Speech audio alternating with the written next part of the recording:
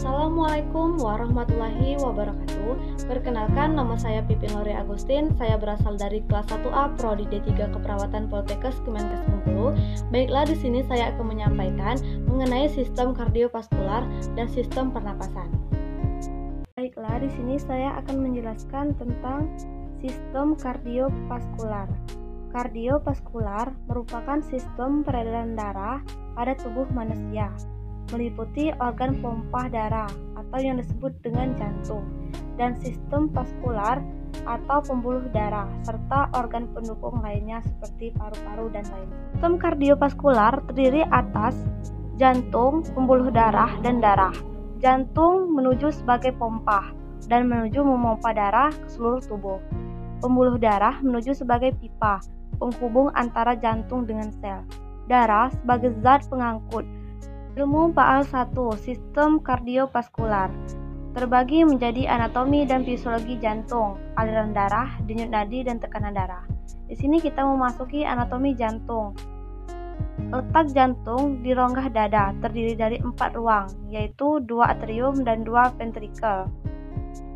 Karakteristik otot jantung. Jantung merupakan organ otot yang dilapisi oleh selaput perikardium.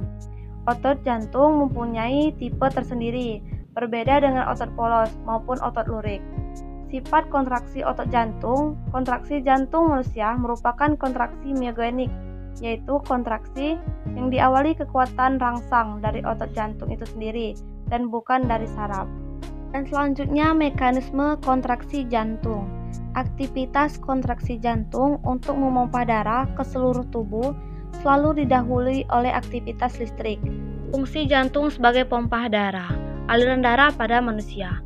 Sistemik mayor besar, dimulai dari ventrikel kiri menuju aorta sel seluruh tubuh, menuju vena, dan terakhir menuju ke atrium kanan.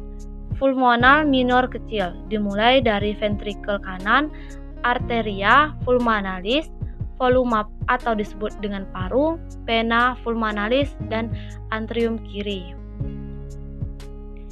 Cardiac output atau yang disebut dengan curah jantung. Curah jantung adalah jumlah darah yang dipompa jantung per menitnya. Rumus cardiac output. Di sini rumusnya cardiac output atau yang disingkat dengan CO sama dengan SV dikali HR. Keterangannya, SV sendiri disebut dengan stroke volume atau HR disebut dengan heart rate. Stroke volume atau yang disebut dengan isi sekuncup. Volume darah yang dipompa jantung setiap 1 kali denyut jantung pada keadaan istirahat SV sekitar 70 mili. Heart rate atau yang disebut dengan denyut jantung atau nadi. Gambaran tentang aktivitas pompa jantung maupun keadaan pembuluh darah itu sendiri. Resting heart rate atau yang disingkat dengan RHR. Frekuensi denyut jantung istirahat atau denyut jantung sebelum latihan. Angka normal pada manusia dewasa berkisar antara 60 sampai 100 kali per menit. Kurang dari 60 per menit disebut dengan bradikardi, atau lebih dari 100 kali per menit disebut dengan takikardi. Maximal heart rate atau yang disingkat dengan MHR merupakan estimated MHR atau frekuensi denyut jantung maksimal.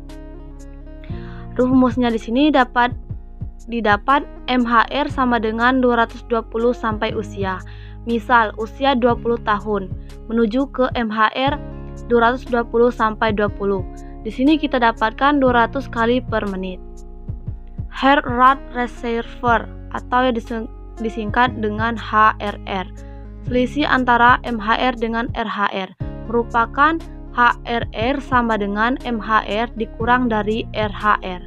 Contohnya, MHR usia 19 tahun sama dengan 220 dikurang 19 dan didapatkan 221 dikali per menit.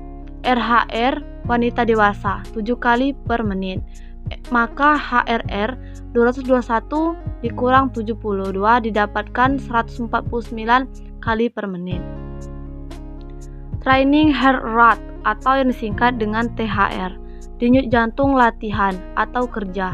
denyut jantung yang diharapkan selama bekerja atau latihan. Pengertian fase sistolik, kontraksi maksimal jantung. Sistolik adalah tekanan dalam arteri yang terjadi saat dipompahnya darah dari jantung ke seluruh tubuh. Pengertian fase diastolik merupakan sisa tekanan dalam arteri, yaitu saat jantung beristirahat. Tekanan darah. 1.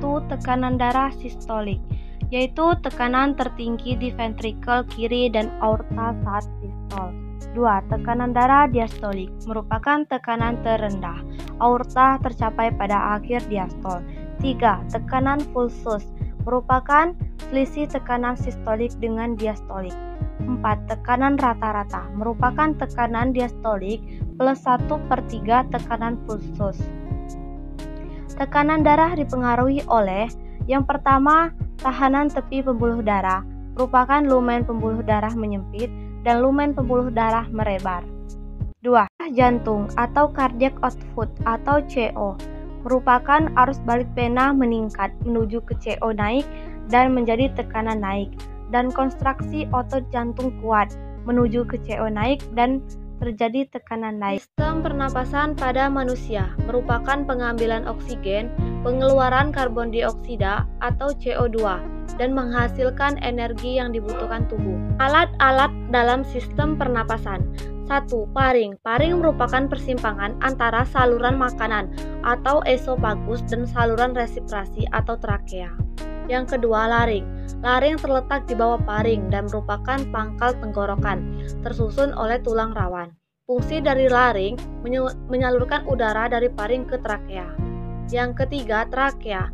Trakea merupakan lapisan luar terdiri atas jaringan ikat, lapisan tengah terdiri atas otot polos dan cincin tulang rawan, lapisan terdalam terdiri dari atas jaringan epitel. Yang keempat, bronkus. Bronkus merupakan cabang batang tenggorokan, jumlah sepasang menuju ke paru-paru kanan dan kiri.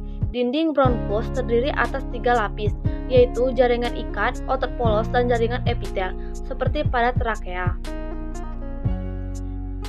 Yang kelima, bronkiolus. Bronkiolus adalah percabangan kecil-kecil dari bronkus. Sel-sel epitel bersila pada bronkiolus berubah menjadi sisik epitel.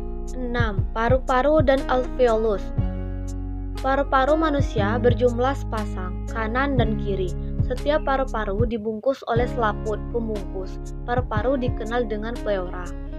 Paru-paru kanan ada 3 gelembir, paru-paru kiri ada 2 gelembir. Di dalam paru-paru terdapat kantong udara sebagai tempat difungsi, yaitu alveolus. Permukaan alveolus dilingkupi kapiler darah sehingga memungkinkan terjadinya difungsi gas. Macam-macam volume udara pernapasan. Yang pertama, volume tidal merupakan udara yang dihirup dan dihembuskan dalam keadaan biasa, 500 cc. Volume cadangan inspirasi atau komplementer merupakan udara sebanyak 1500 cc yang masih dapat dihirup lagi dengan cara inspirasi yang maksimum setelah inspirasi biasa. Volume cadangan ekspirasi atau suplementer merupakan udara sebanyak 1500 cc yang dapat dihembuskan lagi pada ekspresi maksimum dengan menggunakan otot perut atau kuat-kuat. Udara residu merupakan udara sebanyak 1000 cc yang tidak dapat dihembuskan lagi dan menetap pada paru-paru. Baiklah, itulah penyampaian dari saya mengenai sistem kardiovaskular dan pernapasan. Saya ucapkan terima kasih. Wassalamualaikum warahmatullahi wabarakatuh.